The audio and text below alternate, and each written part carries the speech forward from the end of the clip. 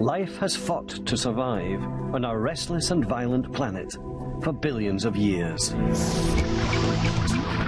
It's a ruthless and costly battle, and only the winners leave descendants. But there are many dead branches on the tree of life. Whole species are now extinct, known only by their fossils. The animals still alive today are the few survivors of a 4 billion-year war. Against incredible odds, many have survived disaster. Not just once, but again and again. And perhaps the secrets of these ultimate survivors can help to predict future winners in the triumph of life.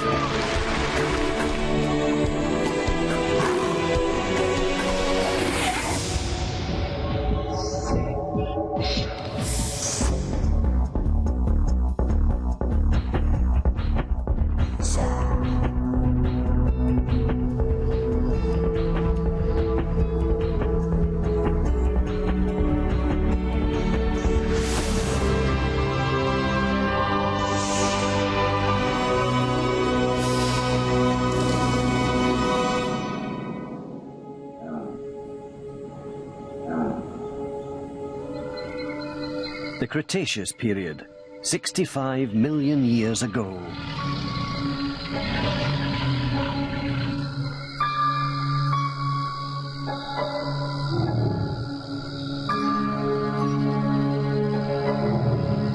Many of the animals alive then look familiar to us.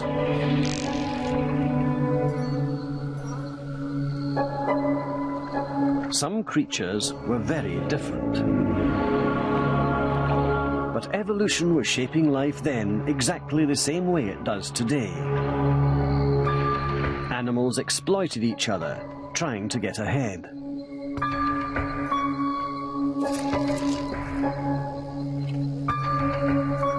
The rules of the survival game have always been the same, only the players have changed.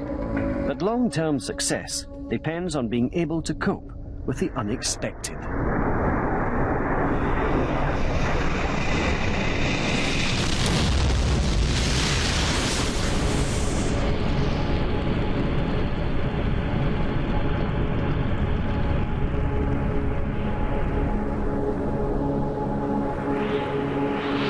A catastrophe like this could happen again.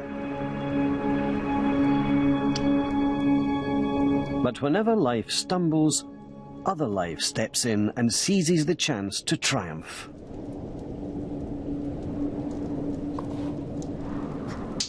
After the dinosaurs became extinct, small furry survivors inherited the Earth and gave rise to every mammal we know today, including ourselves.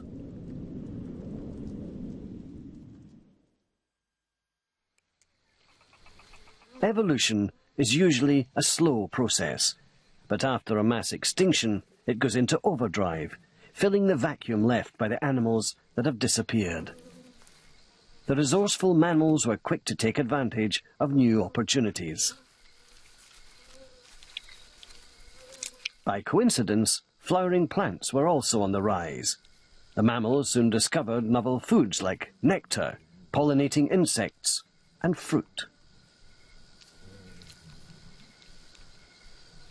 The furry pioneers began to specialize as they divided the new world between them.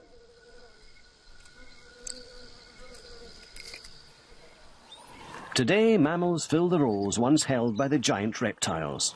Giraffes specialize in reaching the treetops, just as sauropods once did.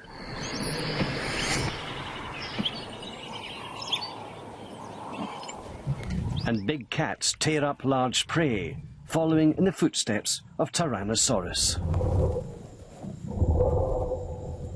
The extinction of the dinosaurs allowed mammals to take center stage, and that made our own evolution possible.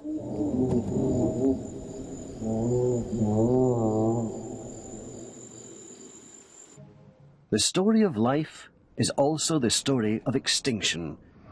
Some parts of the planet look as if they've been lifeless for an eternity.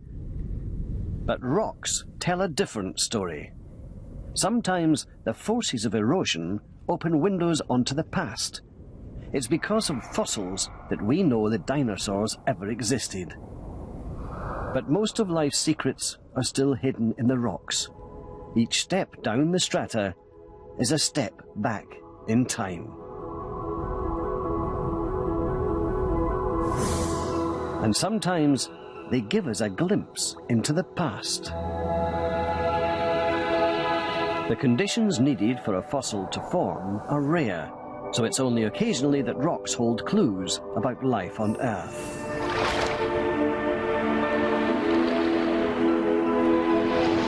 Some chapters are missing altogether, but where fossils are abundant, we can learn a lot about the world of that time. 200 million years ago, rocks preserved some rare insights into the story of one mass extinction. This was the time of the clams. Their watery homes buffered them from the fires that raged on land, and their shells protected them from early predators. For millions of years, their world changed very little. So neither did they. The clams' simple design had been a huge success, but they were heading for disaster. A new generation of predators with superior weaponry invaded the clams' world. They were crustaceans with claws.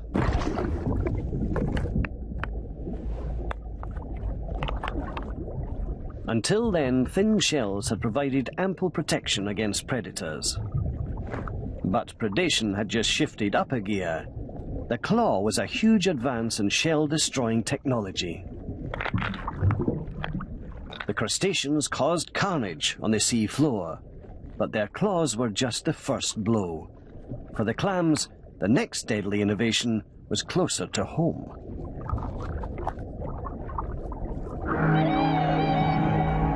Carnivorous snails, relatives of the clams, evolved a tongue like a drill. This rasping tool could grind through the toughest shells.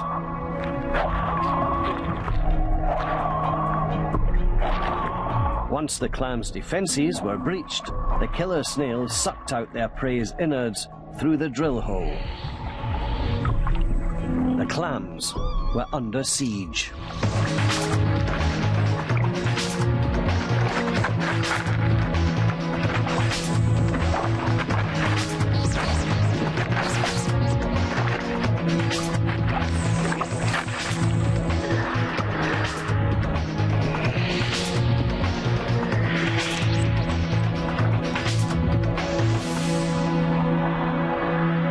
A third blow came from fish. Sharks had existed for millions of years and never posed a threat to the clams. But from sharks came a new generation of specialist shell destroyers, skates and rays. These flattened seabed dwellers had powerful jaws that could easily crunch through fragile shell.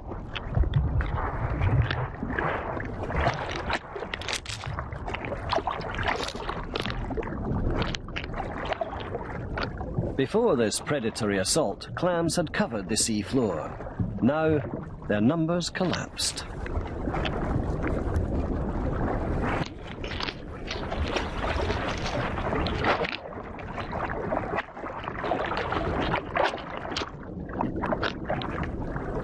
This was the end of an era.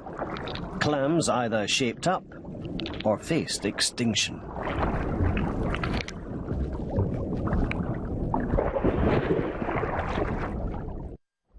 Clams hadn't changed in millions of years, but a few kinds managed to adapt quickly and avoid extinction. Some escaped by burrowing out of reach.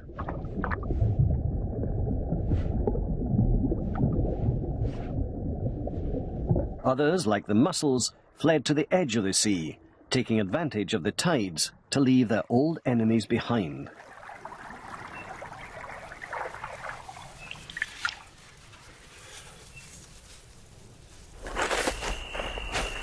But if adaptability is the secret of success, why have some ancient creatures never changed? The aardvark is a design classic. It has outlived most of the early mammals, but is virtually identical to the first aardvarks preserved in the fossil record. Aardvarks eat ants and termites, and for 70 million years they've hunted nothing else. Valves in the nose keep out soil, powerful claws make light work of digging, and upside-down eyelashes deflect flying dirt. Aardvarks are totally specialised for eating termites.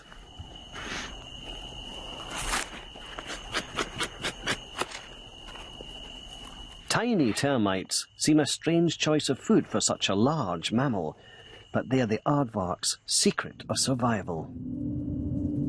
These insects have been reliably numerous for hundreds of millions of years, giving termite eaters the ultimate in job security. An aardvark can break into a termite mound with ease, using its huge claws to smash through the rock-hard mud. Termites do fight back, squirting caustic chemicals at the intruder. But the aardvark is rarely deterred. The longer the predator stays, the more termites rise from the depths and swarm over it, but to no effect. The aardvark is now so specialised, it couldn't eat anything else. Because it laps up termites through a tubular snout, the aardvark has lost its front teeth. This would prevent it changing diet if termites ever vanished. The aardvark needs enormous claws and sturdy limbs to get into termite mounds, but these would be too clumsy for chasing larger prey. This specialist will never be a flexible creature, and yet its future looks secure. The long-term survival of any predator is usually linked to its prey, and it's likely there will still be plenty of termites in the future.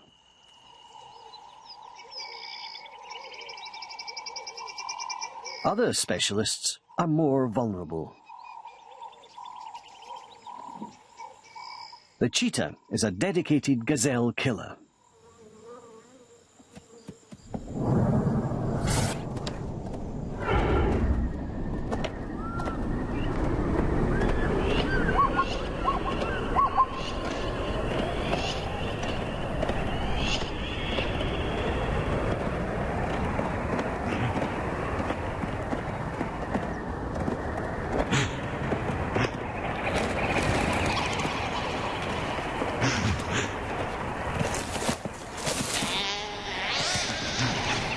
But the cat's extreme speed comes at a cost.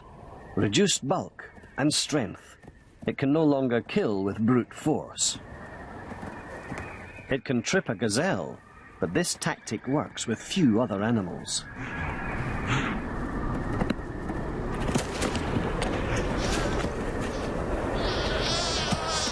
Its jaws fit perfectly around a gazelle's windpipe, but they don't have the power to choke other prey.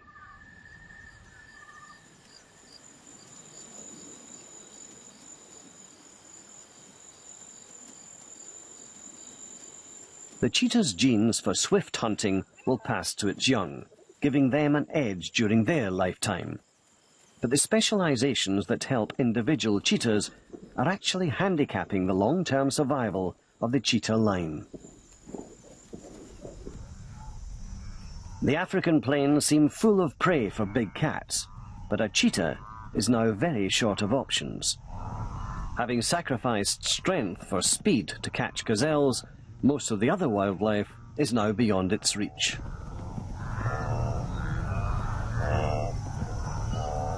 The cheetah is not even strong enough to guarantee protection for its cubs. Every year, large numbers are lost to slower but more powerful lions.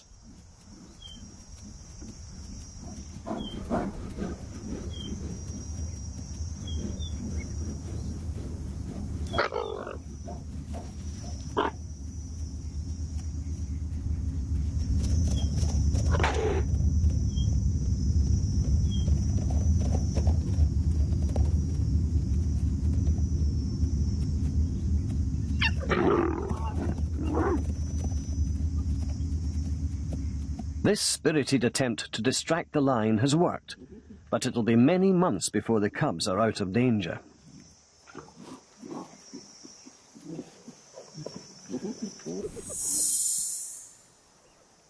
These elegant cats are so reliant on gazelles that if their prey ever became extinct or evolved a way of outrunning them, cheetahs would soon disappear.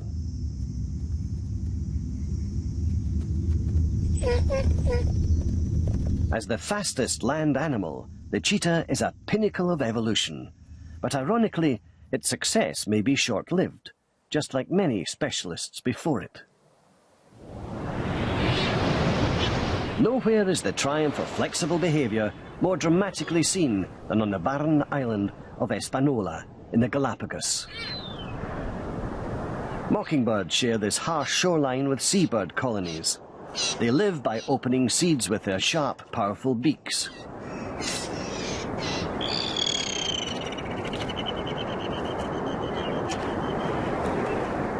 The first mockingbirds to arrive would have faced difficulties, as seeds can be scarce. But the biggest challenge was to find enough fresh water. Seabirds get water from the fish they eat, but the mockingbirds had to find other ways to get liquid.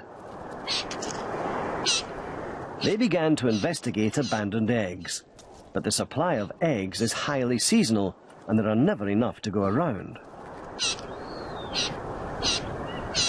So these flexible creatures found an unusual alternative. Marine iguanas are common on this island, and mockingbirds often clean parasites from their skin. Removing ticks can spill small amounts of blood, and it may have been this that led the birds to develop their unique method of hydration.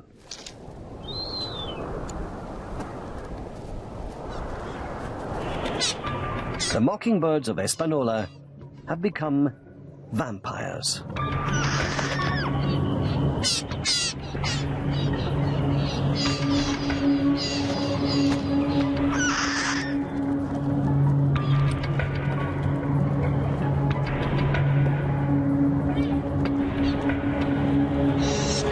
The beaks that evolved for seed eating are perfect for this new role.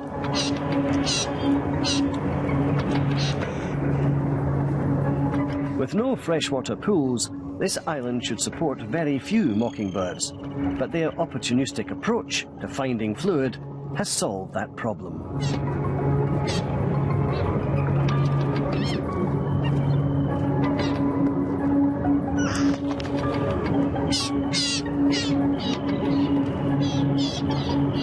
When they peck at other creatures, they only enlarge existing wounds, but they may be just a step away from attacking undamaged flesh and opening up new opportunities for blood-sucking. These mockingbirds may be the founders of a new dynasty of avian vampires. Mockingbirds have used their resourceful behavior to conquer a challenging environment. They share this ability with an ancient survivor. Crocodiles were successful long before the dinosaurs. Since they first appeared, millions of other animals have come and gone. So why have these prehistoric reptiles hardly changed? One reason is that crocodiles are not picky eaters. They will eat anything they can catch, regardless of size.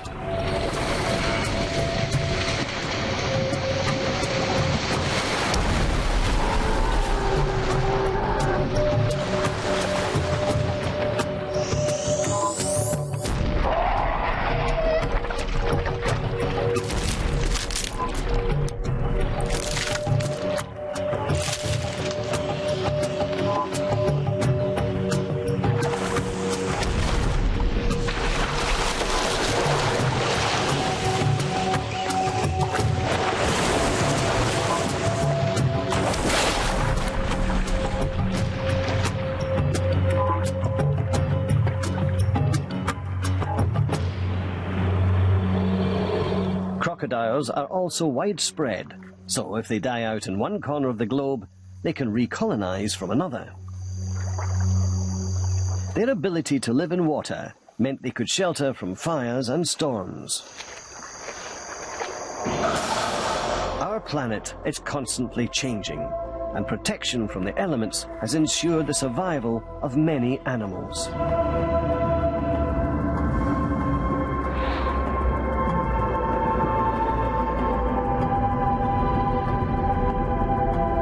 For over 4 billion years, the Earth has been reshaped by the extreme physical forces battering its surface.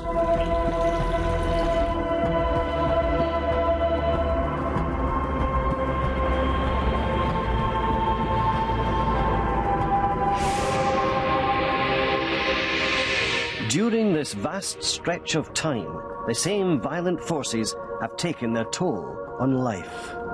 And at times, conditions on Earth became so severe that life was virtually eradicated altogether.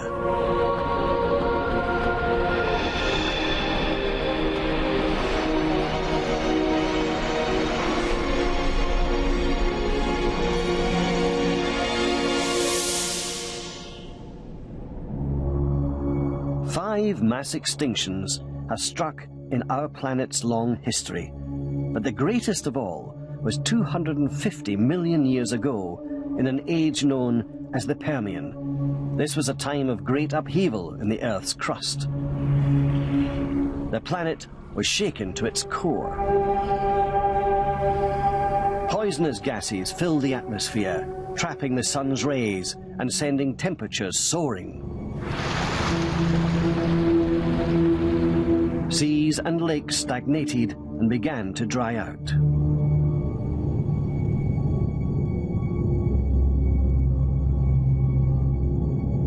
Many creatures from that early time, including brachiopods and clams, were stranded as seas and lakes transformed into salt pans and scorched earth. The scale of the loss is hard to imagine, and many of life's branches died forever.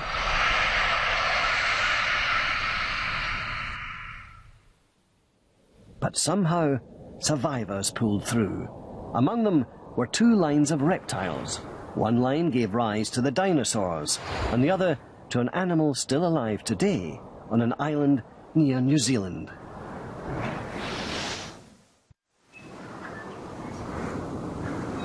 The tuatara outlived the dinosaurs, but was nearly driven to extinction by the rise of mammals. But remarkably, no mammals have ever reached this island, and the tuatara has survived.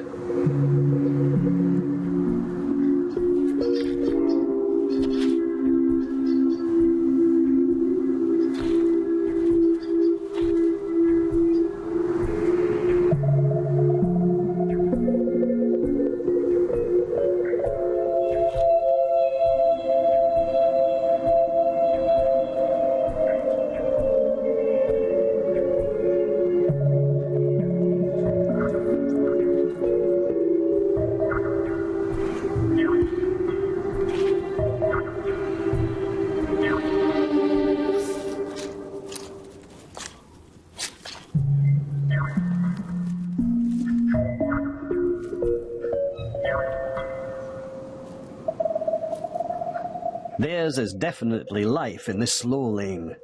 Occasionally, they intimidate their neighbours and settle disputes with short bursts of aggression. But these quickly leave them exhausted. The tuatara may never be abundant again, and if mainland predators ever breach this island's natural defences, history suggests the outcome would be catastrophic. 3 million years ago, just such an invasion occurred on the once separate continents of North and South America. The Earth's crust was on the move, and the two islands drifted towards each other on a lake of molten rock. As the gap closed, the seafloor folded, pushing up the Isthmus of Panama. Animals that had evolved apart now came face to face in an epic battle for survival. Armadillos, anteaters and possums moved north, while bears, wild dogs and cats pushed south. Moving into the jungles of South America, these deadly cats gave rise to many of the variations still found today.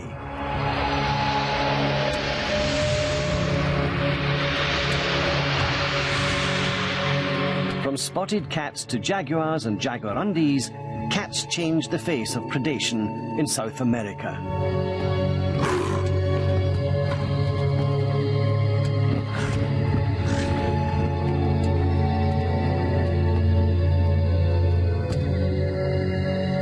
Before long, animals like ocelots were hunting the jungles. Unlike the native marsupial predators, these cats could tackle anything.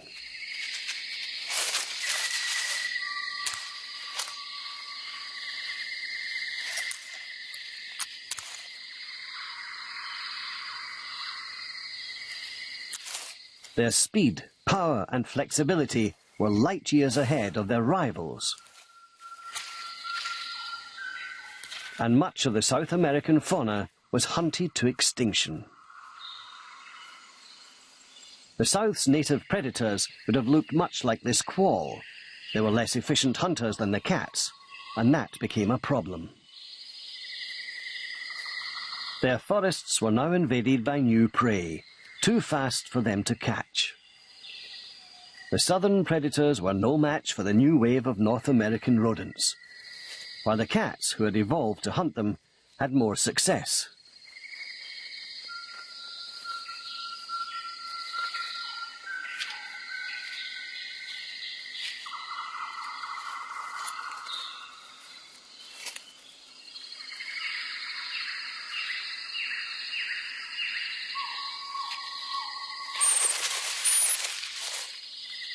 In the end, animals from the north proved too strong for their southern counterparts. Although there were casualties on both sides, the animals from the south suffered the most.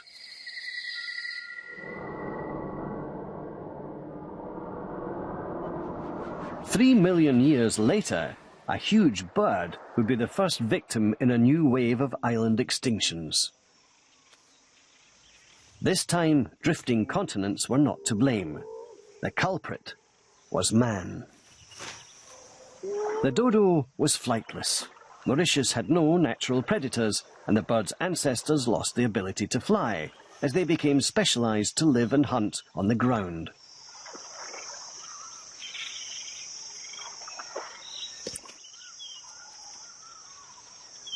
The bird was ill-prepared to defend itself against new arrivals. Dutch sailors began visiting Mauritius during long voyages to replenish their supplies. They brought with them monkeys and pigs, animals that would play a big part in the dodo's downfall.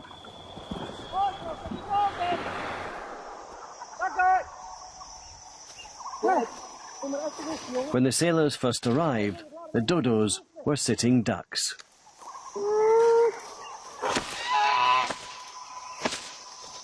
Even when they learned to run, they were no match for human hunters.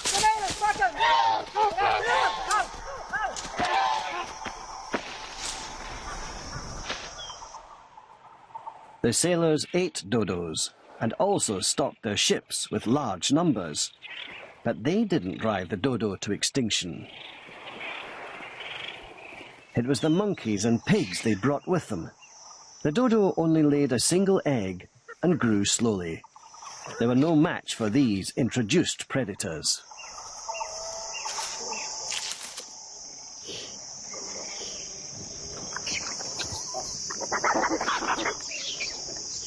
Alien invaders have been driving native animals to extinction at an ever-increasing rate, and island creatures are still the most at risk. This is Guam, a remote island in the mid-Pacific. Its rocky coastline and tall cliffs once made a protective fortress for its native wildlife. But the arrival of modern transportation shattered Guam's isolation.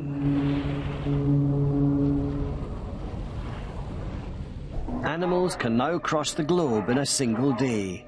Journeys that once took millions of years can be made in a matter of hours. In the 1940s, some animals made a journey that would change the island of Guam forever.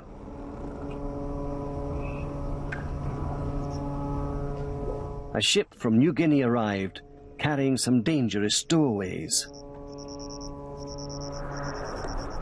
Brown tree snakes.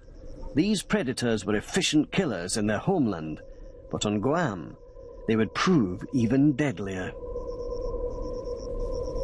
The snake's nocturnal habits allowed them to go unnoticed for quite a while.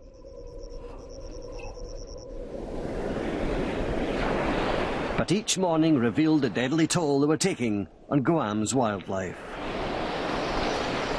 Birds, like this rail, began to disappear. They had evolved on an island free from predators, and the invaders sent their numbers tumbling.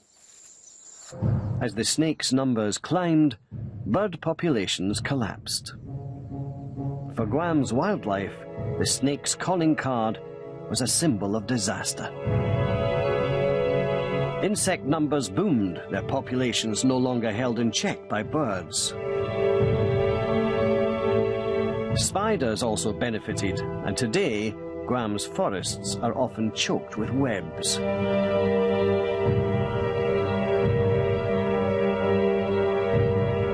Island animals have always been vulnerable to extinction, but today, islands aren't only found at sea.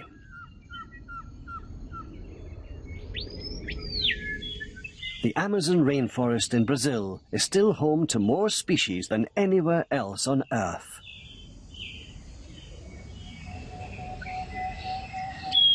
But each year, its area is reduced by logging, and, perhaps more significantly, the forest is being fragmented into a series of islands. But are animals living on these islands more likely to become extinct? Loggers were asked to spare patches of rainforest as an experiment. Scientists catalogued the plants and animals living in them, then waited to see what would happen to the island's diversity of life.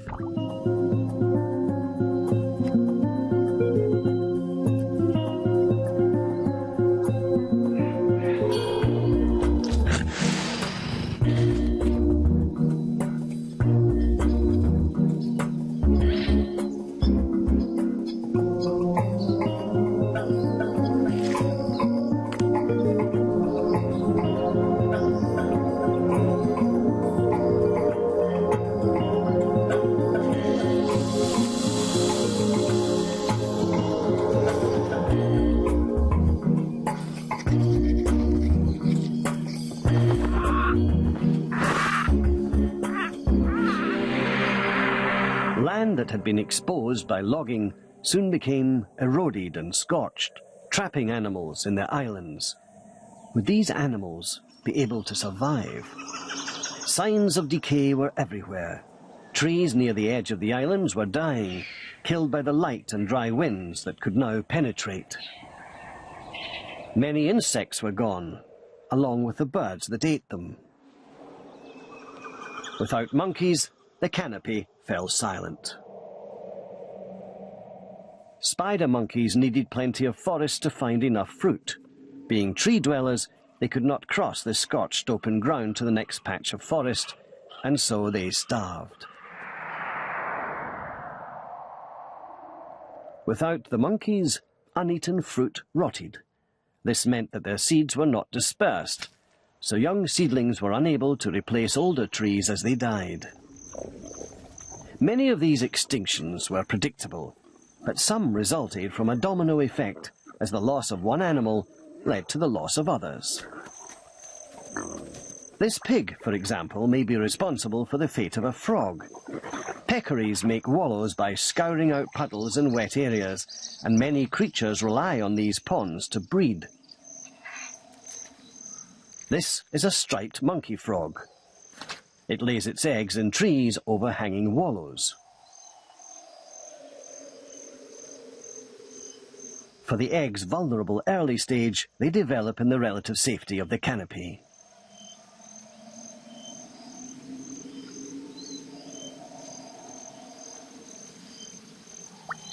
But when the time comes to hatch, they all leave together, cascading on a mucus slide into the wallow, ready to change into froglets.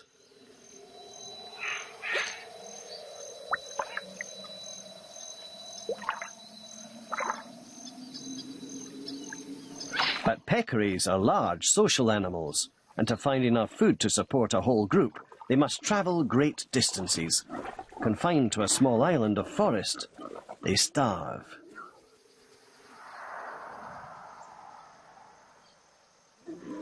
Without the action of peccaries to keep them full of water, wallows dry out and fill with leaves. And with the wallows gone, many frogs have nowhere to breed. Slowly, the frogs disappear.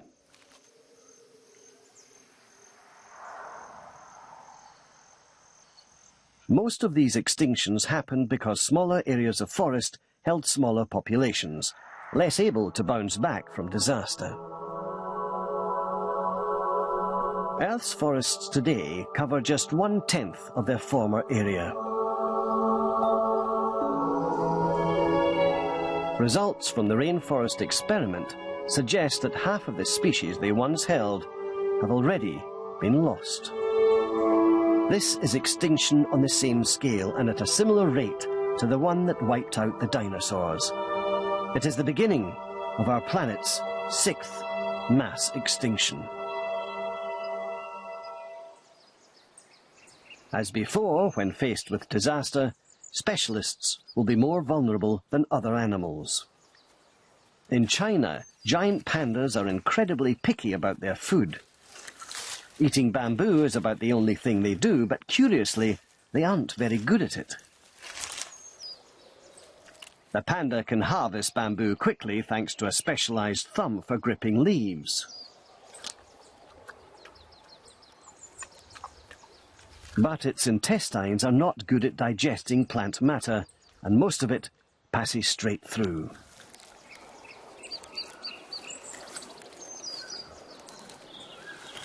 Because of their inefficient digestive system, pandas need to eat huge quantities of bamboo. This has become one of their biggest problems. Many stands of bamboo are cleared to make way for human agriculture, and those that aren't go through natural cycles of death and regeneration. When one stand disappears, the panda migrates to a new one. But now that pandas are trapped in small islands of forest, they have nowhere to go when their local bamboo dies. And so, they starve.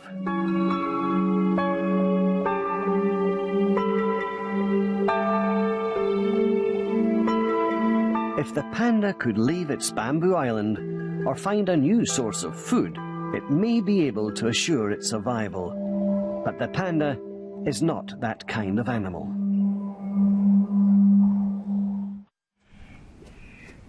The black bear in North America is a close relative of the panda and has a similar digestive system. But unlike its bamboo-fixated cousin, this bear eats almost anything.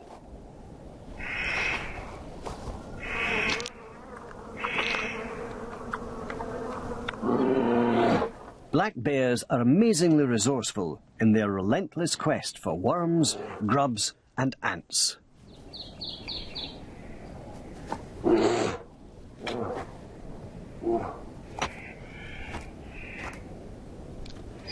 Although black bears evolved from the same ancestral stock as pandas, their flexible behavior gives them an enormous edge in the survival game.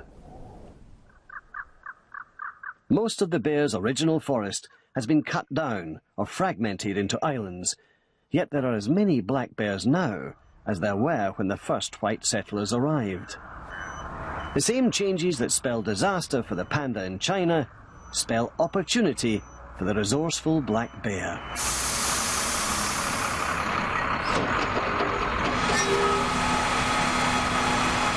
Many modern bears have almost given up on wild foods and wait at rubbish dumps for fresh deliveries instead.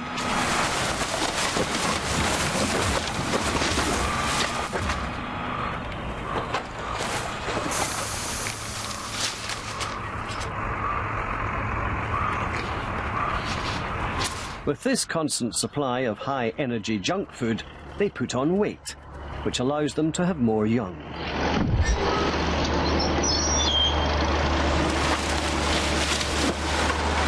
It is the black bear's creative attitude to finding food that has inevitably brought them out of the forest to scavenge.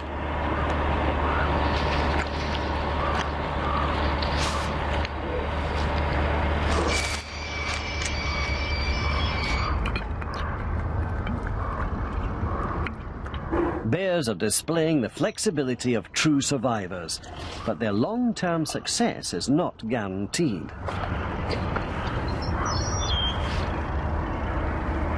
Their future will largely depend on us tolerating their habits. If we continue to do so, the black bear should survive this sixth extinction.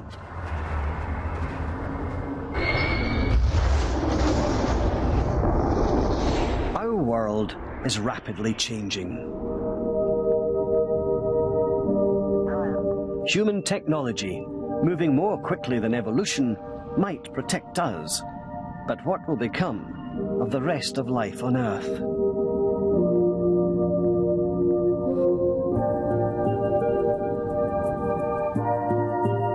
The truth is, we just don't know.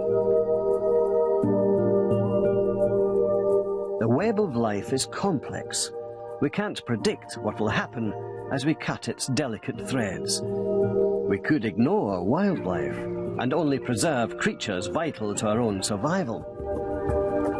But our past has always been tightly bound to the natural world. Without it, our future could be lonely and uncertain. We now have the knowledge to save much of what remains.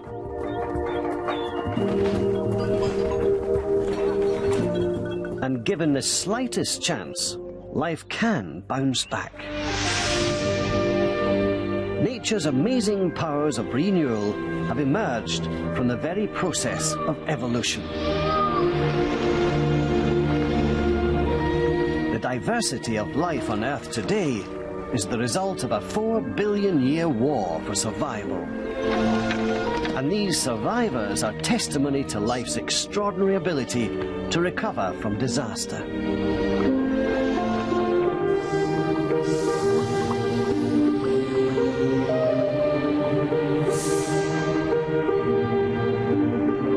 It's impossible to know what the future may hold for our planet.